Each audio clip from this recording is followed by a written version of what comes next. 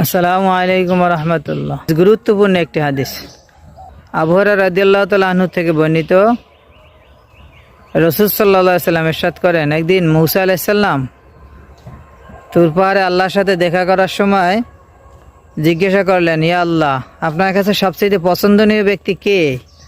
তখন আল্লাহ রাব্বুল আলামিন বললেন, আমার কাছে সবচেয়ে পছন্দনীয় ব্যক্তি ওই ব্যক্তি যার শক্তি থাকা সত্ত্বেও, কারো উপরে প্রতিশোধ নেওয়ার শক্তি থাকা সত্ত্বেও সে প্রতিশোধ না নিয়ে তাকে ক্ষমা করে দেয়।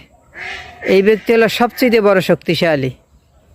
কারণ যদি কোনো ব্যক্তি প্রতিশোধ নেওয়ার শক্তি থাকা সত্ত্বেও যদি সে মাফ করে দেয়, আল্লাহ রাব্বুল আলামিন তার একটি মর্যাদা, একটি মর্তবা আল্লাহ বাড়িয়ে দেন, আর তার আমলনামায় একটি নেকি লিখে দেওয়া হয়।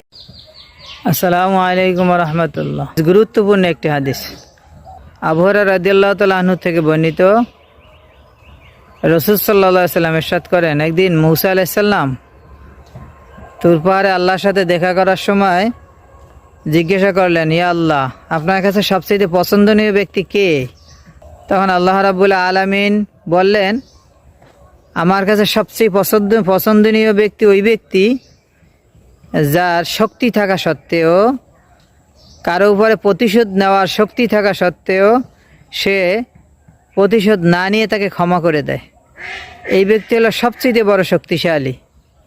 কারণ যদি কোনো ব্যক্তি প্রতিশোধ নেওয়ার শক্তি থাকা সত্ত্বেও যদি সে মাফ করে দেয়, আল্লাহ রাব্বুল আলামিন তার একটি মর্যাদা, একটি মর্তবা আল্লাহ বাড়িয়ে দেন, আর তার আমলনামায় একটি নেকি লিখে দেওয়া হয়।